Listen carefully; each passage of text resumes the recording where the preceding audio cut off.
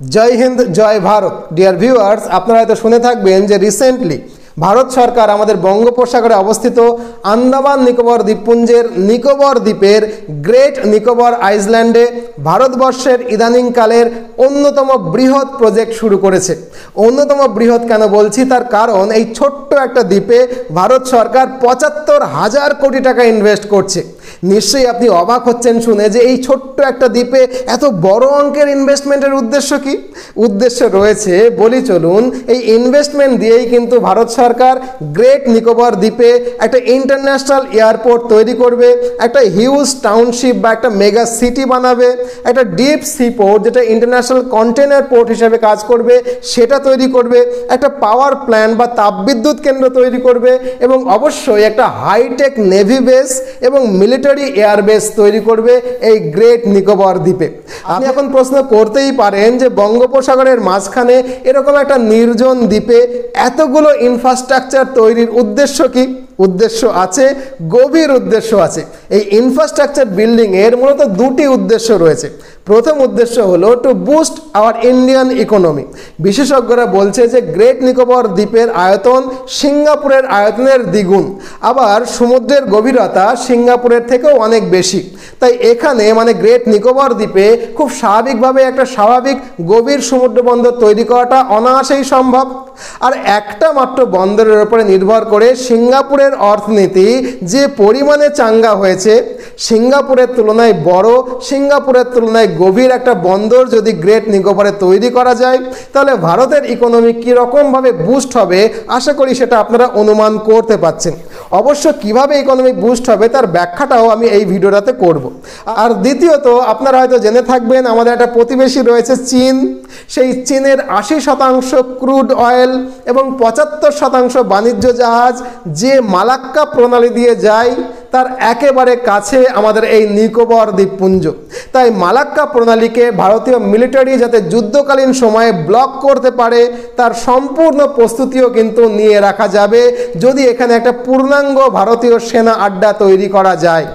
অর্থাৎ আগামীতে অরুণাচল প্রদেশের সীমান্তে বা ডোকলামে বা গালোয়ানে চীনা সেনা যদি বাড়াবাড়ি শুরু করে, তাহলে ভারতীয় সেনা মালাক্কায় কি করতে পারে সেইটা জানিয়ে রাখা, সেইটা বলে চীনের ওপরে চাপ তৈরি করে রাখাটা কিন্তু আমাদের দ্বিতীয় উদ্দেশ্য এই দ্বীপে এত ইনভেস্টমেন্টের। আজকের এই ক্লাসে আমরা আন্দামান নিকোবর দ্বীপপুঞ্জে ভারতের এই দুই জিওপলিটিক্যাল মাস্টার স্ট্রোক নিয়েই কিন্তু আলোচনা করতে যাচ্ছি। যদিও এই ভিডিওটা West Bengal civil service WBCS বা ইউপিএসসির মেন এক্সামের জন্যও কিন্তু অত্যন্ত গুরুত্বপূর্ণ। তাই আশা করব যারা WBCS বা ইউপিএসসির অ্যাসপিরেন্ট রয়েছে তারাও কিন্তু এই ভিডিওটা মন দিয়ে দেখো।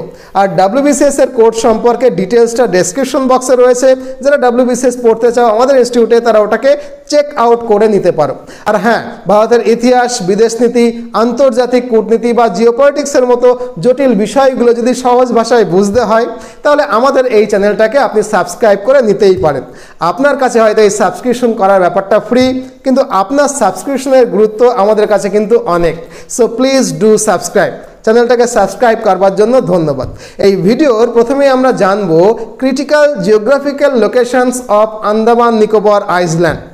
আমরা সবাই জানি যে আন্দামান নিকোবর দ্বীপপুঞ্জ হলো বঙ্গোপসাগরে অবস্থিত প্রায় ৮৩৬টা দ্বীপের একটা সমষ্টি।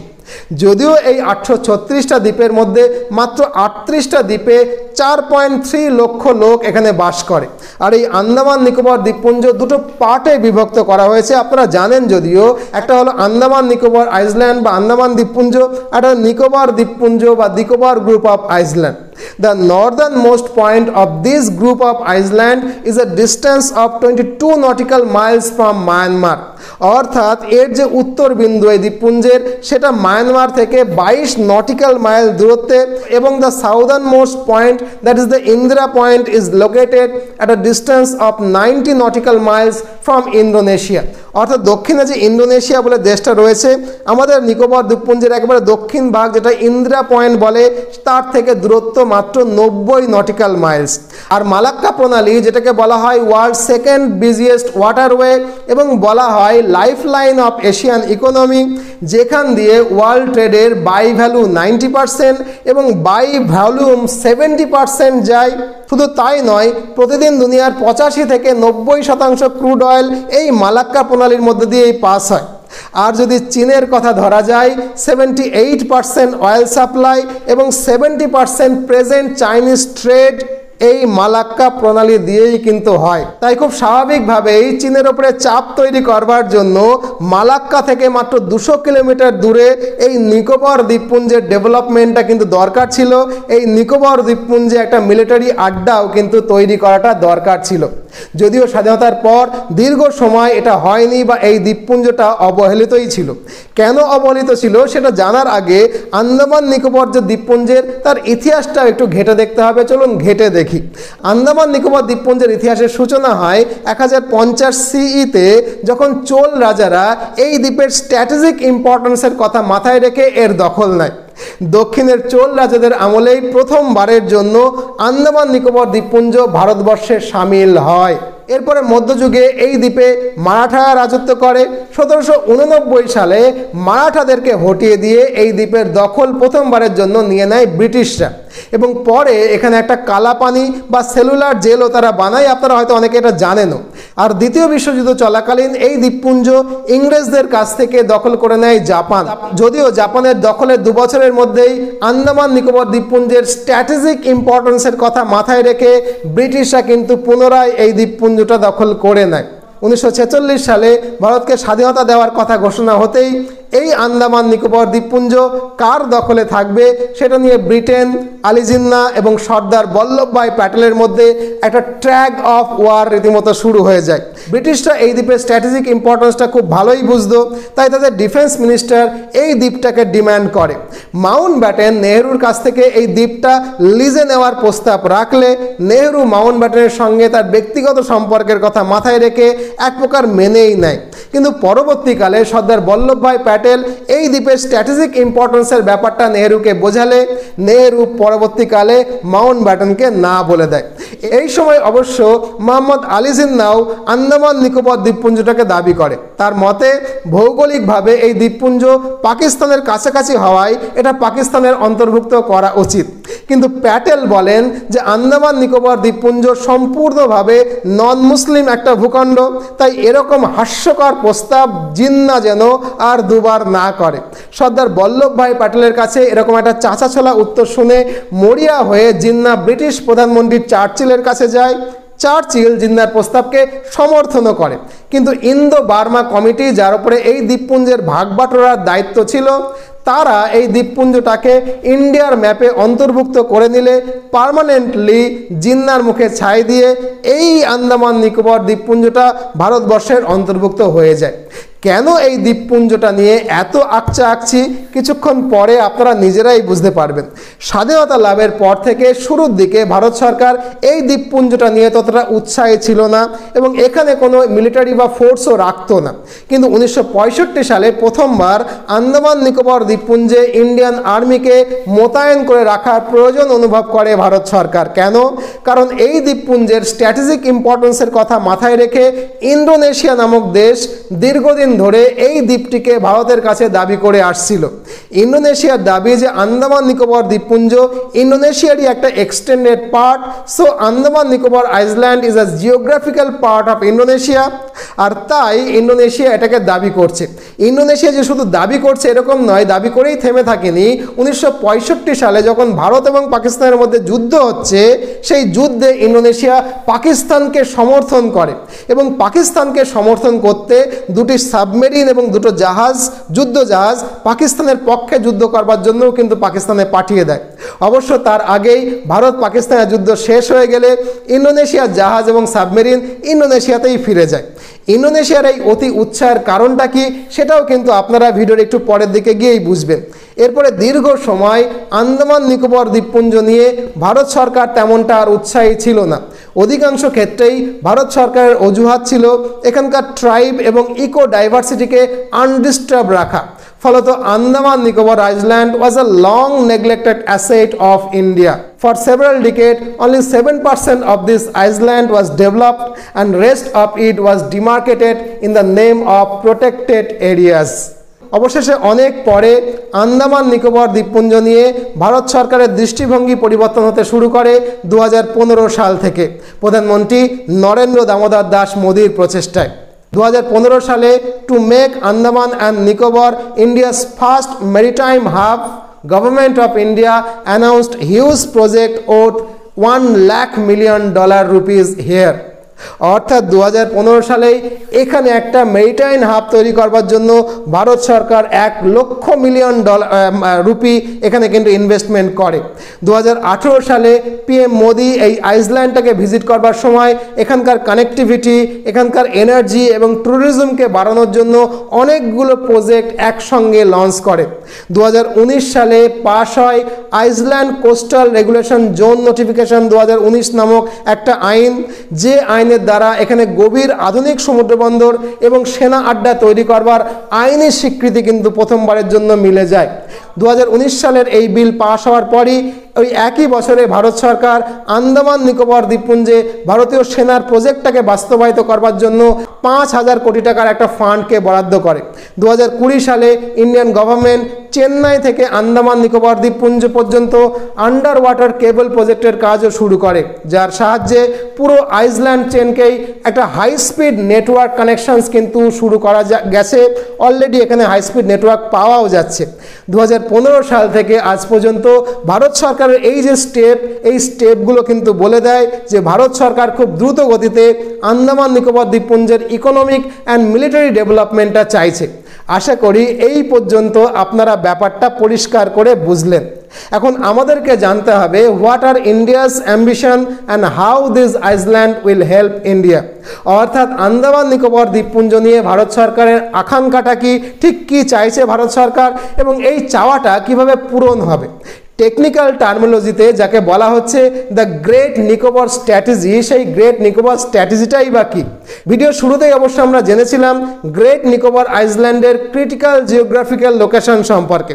আমরা জানি যে great Nicobar island is very near to the east West international shipping corridor, অর্থাৎ এই রুট দিয়েই আফ্রিকা, মিডল ইস্ট, সুয়েজ ক্যানেল, ইন্ডিয়ান ওশান, চায়না সি সবকটা রুট কিন্তু কানেক্টেড। আর এই সি রুট দিয়েই কিন্তু ওয়ার্ল্ড ট্রেডের 80% বাণিজ্য হয়। প্রথমত চীন, জাপান, উত্তর এবং দক্ষিণ কোরিয়া, তাইওয়ান এই পথ দিয়েই তাদের 85% বাণিজ্য করে আফ্রিকা আর মধ্যপ্রাচ্যের সঙ্গে।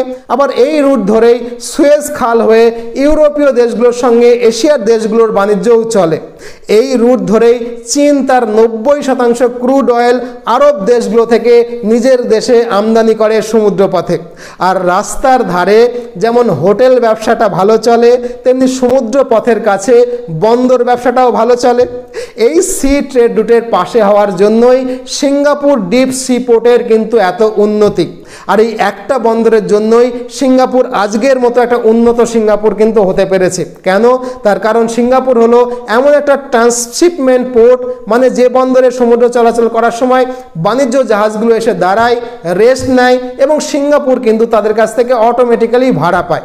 আর যেহেতু এই সিঙ্গাপুর বন্দরে প্রায় সবকটা জাহাজই এসে দাঁড়ায় এবং যেহেতু জাহাজগুলোকে দাঁড়াতেই হয়, তাই প্রচুর পরিমাণে কেনাকাটাও কিন্তু সিঙ্গাপুর থেকে হয়, যা সিঙ্গাপুরের অর্থনীতির ওপরে কিন্তু একটা পজিটিভ প্রভাব ফেলে। এছাড়াও সিঙ্গাপুর একটি ট্রান্সশিপমেন্ট পোর্ট হওয়ার জন্য বাংলাদেশ, মায়ানমার, থাইল্যান্ড, ইন্দোনেশিয়ার মতো দেশগুলোও কিন্তু আমদানি এবং রপ্তানি করবার জন্য সিঙ্গাপুরের মতো গভীর বন্দরে মাদার ভেসেলকে দাঁড় করায় এবং সেই মাদার ভেসেল থেকে ছোট ছোট শিপে করে মাল নিয়ে যায় বা মাল দিয়ে আসে। এই যে মাল দিয়ে যায় বা দিয়ে আসার জন্য মাদার ভেসেলটাকে সিঙ্গাপুরে দাঁড় করানো হচ্ছে, সেই মাদার ভেসেলটাও কিন্তু সিঙ্গাপুর সরকারকেই ভাড়া দিতে হয়। অর্থাৎ জাহাজ এসে দাঁড়াচ্ছে, জাহাজ এখানে থাকছে, ভাড়া দিচ্ছে, কেনাকাটা হচ্ছে, এই সবগুলো মিলিয়ে সিঙ্গাপুর কিন্তু একটা বন্দরকে কেন্দ্র করে এত উন্নত অর্থনীতি হতে পেরেছে। এরকমই একটা বন্দর হলো কলম্বো ডিপ পোর্ট। ভারতের দক্ষিণের রাজ্যগুলো কিন্তু পণ্য আমদানি যেগুলো করে, তাদের জন্য পণ্য আমদানির মাদার ভেসেলকেও কিন্তু কলম্বো পোর্টে দাঁড় করায়। আর যেখান থেকে ছোট ছোট জাহাজে করে আমাদের দক্ষিণের রাজ্যগুলো মাল দেশে নিয়ে আসে। আশা করি রাস্তার ধারে হোটেল আর সমুদ্রের বাণিজ্য রুটের পাশে বন্দর থাকার আর্থিক লাভটা কি হয় সেটা আপনারা বুঝলেন। এই কথাগুলো শোনার পর একবার আপনি একটু ভাবুন যে ওই একই সি রুটে, ওই একই সি ট্রেড রুটের পাশে আমাদের গ্রেট নিকোবর দ্বীপপুঞ্জটাও কিন্তু অবস্থিত এবং গ্রেট নিকোবর দ্বীপপুঞ্জের সাইজ সিঙ্গাপুর থেকে কিন্তু প্রায় দ্বিগুণ, আবার গভীরতাটাও কিন্তু সিঙ্গাপুরের থেকে অনেক বেশি। তাই এখানে যদি একটা গভীর সমুদ্র বন্দর তৈরি করা যায় তাহলে আজকের সিঙ্গাপুর যেরকমভাবে উন্নতি করেছে ভারতও কিন্তু সেই একই রকমভাবে উন্নতি করবে এই গভীর সমুদ্র বন্দরের উপরে নির্ভর করে। এবং সাথে সাথে যেহেতু এখানে হাই স্পিড ইন্টারনেটটাও চলে এসছে তাই এখানে কিন্তু একটা মেগা টাউনশিপও তৈরি করা যাবে যেখান থেকে কেনাকাটার সুবিধাও যারা যে জাহাজগুলো রেস্ট করছে তারা পাবে। অর্থাৎ এভাবেই কিন্তু আগামী 20 বছরের মধ্যেই গ্রেট নিকোবর সিঙ্গাপুরের মতো একটা সমৃদ্ধ বাণিজ্য নগরীতে পরিণত হবে। আশা করছি ভারত আর্থিকভাবে কীভাবে লাভবান হবে এইখান থেকে সেটা আপনাদের মাথায় গেছে বা আপনারা বুঝতে পেরেছেন, অত্যন্ত সহজ সরলভাবেই বুঝতে পেরেছেন। এবার আসি মিলিটারি সুবিধার কথা, অর্থাৎ এই দ্বীপপুঞ্জ থেকে মিলিটারিলি ভারত কী সুবিধা পাবে তার ব্যাখ্যায়। আপনারা জানেন যে চীন আমাদের সীমান্তে রোজ দিন সমস্যা করে, কখনো লাডাখে, কখনো গালওয়ানে, কখনো ডোকলামে বা আবার কখনো অরুণাচল প্রদেশের সীমান্তে মারামারি করতে আসে। চুপি চুপি একটা কথা কিন্তু বলে রাখি শুনুন, যে নিকোবর দ্বীপে ভারত সরকার আগামী 10 বছরের মধ্যে যদি একটা ফুল ফ্লেজড মিলিটারি আড্ডা বা মিলিটারি বেস তৈরি করে ফেলে তাহলে চীন ভারতের পেছনে লাগার কথাটা কিন্তু একেবারে ভুলে যাবে। কেন? তার কারণ কিন্তু আমি আগেই বলেছি। কারণ কি? চীন যে সমুদ্র পথ দিয়ে তার 80% বাণিজ্য করে, 90% তেল আমদানি করে, সেই রাস্তার পাশেই কিন্তু আমাদের গ্রেট নিকোবর দ্বীপপুঞ্জ অবস্থিত। তাই গ্রেট নিকোবর দ্বীপপুঞ্জে ভারতের সেনা মোতায়েন থাকলে উত্তরে চীন বাড়াবাড়ি করবার জন্য 10 বার ভাববে। এমন কেন বলছি তার কারণগুলো একটু ব্যাখ্যা করে বলি চলুন। গ্রেট নিকোবরে বসে কিন্তু আমরা অনায়াসে প্রতিটা চাইনিজ জাহাজের ওপরে নজর রাখতে পারবো যে জাহাজগুলো মালাক্কা প্রণালী দিয়ে যাতায়াত করবে। দরকারে মালাক্কা প্রণালীটাকেই আমরা ব্লক করে দেব। সেক্ষেত্রে চীন যে মালাক্কা প্রণালী সমুদ্র বন্দর দিয়ে তাদের 80% বাণিজ্য করে, 90% তেল আমদানি করে, সেটা বন্ধ হয়ে গেলে চীনের অর্থনীতি যে ধাক্কা খাবে শুধু তাই নয়, চীনের অর্থনীতি মুখ থুবড়েও পড়বে। দরকার হলে গ্রেট নিকোবর দ্বীপে ভারতের মিলিটারি বেসে আমরা ব্যালিস্টিক মিসাইল পর্যন্ত স্টেশন করে রাখবো। আমি বলছি না যে মালাক্কা প্রণালী যেটা চীনের অর্থনীতির লাইফ লাইন সেটা আমরা মিলিটারি দিয়ে ব্লক করে দেব। আমি শুধু বলছি যে অরুণাচল প্রদেশ, ডোকলাম আর লাদাখের বর্ডারে আগ্রাসন দেখানোর আগে চীন এটা জেনে রাখবে যে যে পথে চীনের বাণিজ্য জাহাজ চলাচল করে সেই পথের ধারে গ্রেট নিকোবর দ্বীপপুঞ্জে ভারত মিসাইল সাজিয়ে বসে আছে। This is not a war, this is a war of nerves. স্নায়ুর চাপে রাখতে হবে এই বজ্জাত চীনকে। আর যদি চীনের সাথে কখনো আমাদের ফুল ফ্লেজড ওয়ারও হয়ে যায় তখন মালাক্কা প্রণালীর দখল নিতে ভারতের মিলিটারির 2 ঘন্টা মাত্র লাগবে। চীন যতদিন যুদ্ধ চালাবে ততদিনের জন্য চীনের বাণিজ্য একেবারে বন্ধ হয়ে থাকবে। অর্থনীতির ওপরে এই চাপ চীন সামলাতে কি পারবে? যতদিন ভারতের সঙ্গে চীনের যুদ্ধ চলবে ততদিন চীনের কিন্তু ক্রুড অয়েল আমদানিটাও বন্ধ থাকবে। জ্বালানি তেল ছাড়া ভারতের সঙ্গে যুদ্ধ দীর্ঘমেয়াদীভাবে চীন কি চালাতে পারবে? আর এসব কিছুকে এই মাথায় রেখে আন্তর্জাতিক জিওপলিটিক্সের বিশেষজ্ঞরা বলছে যে এই নিকোবর দ্বীপপুঞ্জ হতে যাচ্ছে চীনের বিরুদ্ধে ভারতের গ্রেট ওয়াল। আশা করি এতক্ষণে বুঝতে পারলেন কেন এই ছোট্ট দ্বীপে ভারত সরকার $1 বিলিয়ন প্রজেক্ট নিয়ে কাজ শুরু করেছে। যদি মনে হয় আপনারা সবটা বুঝতে পেরেছেন এবং এই ভিডিওটা ভালো লেগেছে তাহলে নিশ্চয়ই ভিডিওটাকে একটা লাইক করতে ভুলবেন না। আর হ্যাঁ, ভারতের ইতিহাস, বিদেশনীতি, আন্তর্জাতিক কূটনীতি বা জিওপলিটিক্সের মতো জটিল বিষয়গুলো যদি সহজ ভাষায় বুঝতে হয় তাহলে আমাদের এই চ্যানেলটাকে আপনি সাবস্ক্রাইব করে নিতেই পারেন। আপনার কাছে হয়তো সাবস্ক্রিপশন ব্যাপারটা ফ্রি, কিন্তু আপনার সাবস্ক্রিপশনের গুরুত্ব আমাদের কাছে কিন্তু ভীষণ ভীষণ জরুরি। So please do subscribe. চ্যানেলটাকে সাবস্ক্রাইব করবার জন্য ধন্যবাদ। আর WBCS এর কোর্সের ডিটেলসটা ডেসক্রিপশন বক্সে রয়েছে, দেখে নিতে পারো যারা WBCS অ্যাসপিরেন্ট। সকলে ভালো থাকুন, সকলে সুস্থ থাকুন, সর্বদা ভারতের পক্ষে থাকুন। জয় হিন্দ, জয় ভারত।